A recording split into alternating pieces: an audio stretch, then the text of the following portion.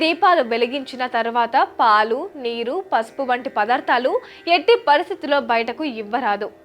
ఇంటి బయట సాయంత్రం లోపు ఆరవేసిన బట్టలను తీసివేయాలి. ఇంటి ప్రధాన ద్వారం ఎదురుగా చెప్పులు వంటివి పెట్టకూడదు, శుభ్రంగా పెట్టాలి. ఇంటి ఇల్లాలు ఇలాంటి చిన్న చిన్న నియమాలు పాటిస్తే మీ ఇల్లు లక్ష్మీ నివాసంగా మారటమే కాకుండా ఎల్లప్పుడూ సుఖ సంతోషాలతో వెలిగిపోతుంది.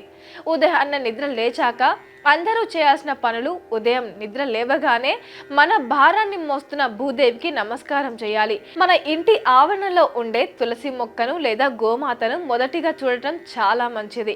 ఉదయం నిద్ర కుడివైపునకు లేవాలి. మీ అరచేతులను చూసుకోవడం వలన మీకు అంతా శుభమే కలుగుతుందని అంటారు. ఇక ఏ వస్తువు చూడాలి, ఎవరిని చూస్తే మంచిది అనుకున్న వారు ఇంట్లో పసిపిల్లలు ఉంటే వారి ముఖం చూడటం చేయాలి. పసిపిల్లలు హృదయాలు కల్మషం లేనివి, స్వార్థం లేనివి.